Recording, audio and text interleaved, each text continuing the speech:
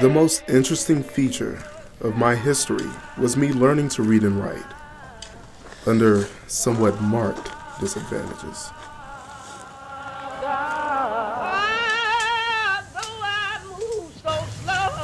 Very soon after I went to live with Mr. and Mrs. Auld, she very kindly commenced to teach me the ABCs. After I had learned this, she assisted me in learning to spell words of 3 or 4 letters.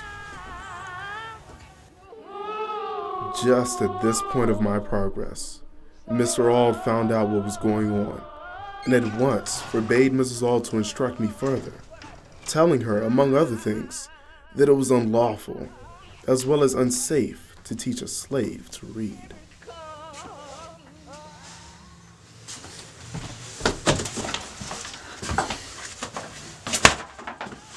Mrs. Auld, if you give a nigger an inch, he shall take a mile. A nigger's to do nothing but to obey his master, to do exactly what he is told. Look at him. If you teach him to read, if you teach that to read, there'll be no keeping him. He will be unfit to be a slave. This is a truth he must know, a truth he must understand. Now come here, boy. Come here right now. These words sank deep into my heart and called into existence an entirely new train of thought. Trouble of the world, Lord. Trouble of the world. Trouble of... Whilst I was saddened by the thought of losing the aid of my kind mistress, though conscious of the difficulty of learning without a teacher, I set out with high hope and a fixed purpose, at whatever cost of trouble, to learn how to read.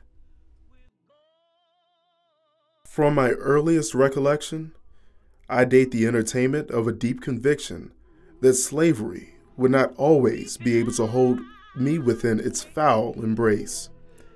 And in the darkest hours of my career in slavery, this living word of faith and spirit of hope departed not from me, but remained like ministering angels to cheer me through the gloom. This good spirit was from God, and to him I offer thanksgiving and praise. Sincerely yours, Frederick Douglass.